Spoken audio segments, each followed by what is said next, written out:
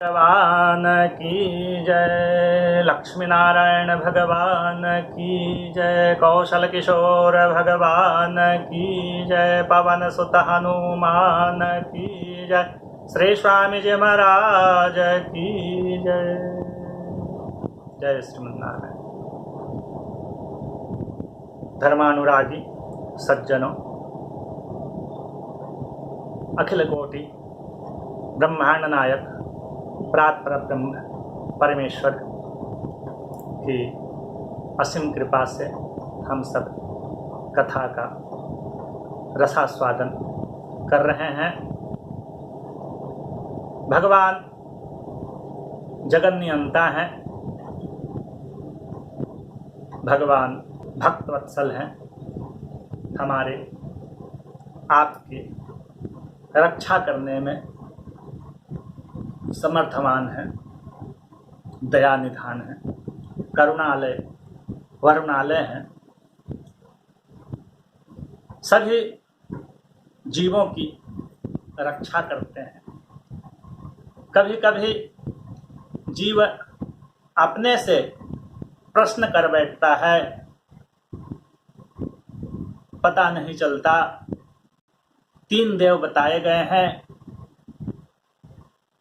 ब्रह्मा विष्णु महेश। ये तीनों देवों में श्रेष्ठ कौन है? एक समय की बात है, बहुत से ऋषि मुनि एकत्र हुए थे, यही विचार कर रहे थे तीनों देवों की श्रेष्ठता का पता कौन लगाएगा।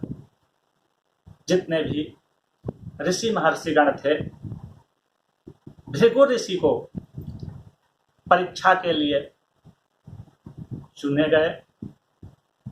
भृगु जी तीनों देवों का परीक्षा लेने के लिए तत्पर हो। उसी समय ऋषि से नमस्कार कर सबसे पहले कैलाश में जाते हैं।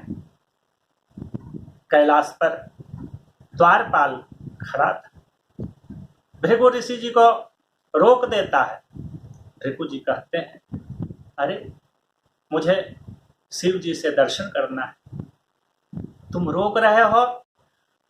बहुत अनुनय विनय प्रार्थना द्वारपाल करता है कि नहीं ऋषिवर, आप अभी नहीं जा सकते, क्योंकि पार्वती और महादेव जी एकांत में हैं और एकांत में कभी भी दूसरे को जाना नहीं चाहिए। परंतु भृगु ऋषि अनायासी द्वारपाल को हटाकर और सीधे कैलाश मंदिर में चले गए।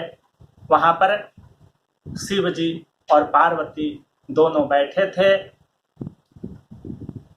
2 के बीच तीसरा को आए देख पार्वती जी का रुख अलग सा हो गया। पार्वती जी का अलग रुख देखकर शिव जी त्रिशूल लेकर भृगु जी को मारने के लिए चल दिए। भृगु जी परीक्षा के लिए गए थे। उसी समय कमंडल से जल लेकर शिव जी को श्राप दे देते हैं कि तुम कल्याण करता हो, सब जीवों पर दया करने वाले कैलाशपति हो। थोड़ा सा के कारण आप क्रुद्ध हो जाते हो, इसलिए मैं श्राप देता हूं, आज से तुम्हारा स्वशरीर की पूजा नहीं। श्राप देकर भृगु ऋषि जी वहां से लौट ब्रह्मा जी के यहाँ चले जाते हैं। ब्रह्मा जी के स्थान पे सभा लगी हुई थी। सभी लोग सभा में ब्रह्मा जी का उपदेश अनुसरण कर रहे थे। उसी समय भृगु जी भी पहुंचे और अपने पिता भृगु जी ब्रह्मा जी के मानस पुत्र हुए। परीक्षा लेने के लिए गए थे, इसलिए उन्होंने अपने पिता को प्रणाम नहीं किया और स्वयं चुपचाप वहीं सभा में बैठ गए। ब्रह्मा जी को भी देखा नहीं गया। अरे हमारा मानस पुत्र और बीच सभा में हमारा अपमान किया, आग बबूला हो चुके। भृगु जी ने देखा कि हमारे पिता सृष्टि करता है, सबके रचयिता है, अगर जीव थोड़ा सा भूल कर दे इतना क्रुद्ध हो जाना अच्छा नहीं है। उसी समय भृगु ऋषि जी अपने पिता को श्राप देते हैं, आज से आपका जगत में कोई पूजा नहीं करेगा। इस तरह भृगु ऋषि ब्रह्मलोक से श्राप दे ब्रह्मलोक से वैकुंठ को जाते हैं। वैकुंठ में क्या देखते हैं? भगवान विष्णु शेष शैया पर सोए लेटे हुए हैं।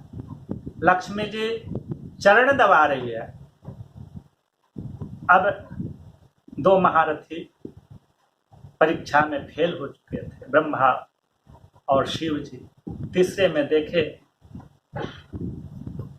भगवान पालन करता है और यहाँ पर घोर निद्रा में सोए हुए हैं। पहले से भृगु ऋषि जी को गुस्सा था, अपने चरणों में सन चढ़ाए और भगवान विष्णु के वक्षस्थल पर दे मारे। उस समय भगवान विष्णु जागृत हुए, आँख खोले, देखे करे ब्राह्मण देवता हमारे यहाँ पधारे हुए हैं। तुरंत भृगु ऋषि के चरणों को सहलाने लगे और कहे, अरे ब्राह्मण देवता, इतना कठोर वक्षस्थल में आपके कोमल चरण चिन्ह कितने कष्ट हुए होंगे। अब तुरंत लक्ष्मी को आदेश देते हैं, ब्राह्मण देवता हमारे घर आए, अहो भाग्य है, कठोरता में पानी लाओ, उनका चरण पखारो, चरणामृत लो, घर की शुद्धि करो। इस तरह भगवान विष्णु लक्ष्मी के द्वारा पानी कठोरता में मंगाए हैं। भृगु ऋषि जी के चरण धोए हैं। चरण में धोते धोते उनके एक नेत्र थे, उस नेत्र को भगवान ने निकाल दिया। जैसे ही भगवान विष्णु भृगु ऋषि के चरणों से नेत्र को निकाले हैं, उसी समय भृगु ऋषि जी को अत्यंत ज्ञान हो जाता है। अरे मैं भगवान विष्णु के चरणों पर अपना पाद प्रहार किया, बड़ा ग्लानि होती है। उस समय भगवान विष्णु कहते हैं, ऋषवर, आपको कोई सोचने का जरूरत नहीं है, अब से आपका चरण का प्रहार मैं अपने वक्षस्थल पर ही धारण करूंगा। इस तरह नाना प्रकार से भृगु जी की सेवा किए हैं। भृगु ऋषि बड़ा आनंदित हुए हैं, हर्षोल्लास उनके अंग अंग में भर गए। अब उन्हें 100 नंबर में कितना दे उनको पता नहीं चला। भगवान विष्णु से आज्ञा लेकर भृगु ऋषि जी अपने ऋषि समाज में आए हैं और सबको बताए, तीनों देवों में भगवान विष्णु ही श्रेष्ठ हैं। तभी से भगवान विष्णु की कोई भी पूजा हो, सब में अग्रसर सबसे पहले भगवान विष्णु की ही पूजा होती है। इसलिए तीनों देवों में भगवान विष्णु श्रेष्ठ हैं। प्रेम से लक्ष्मी नारायण भगवान की जय।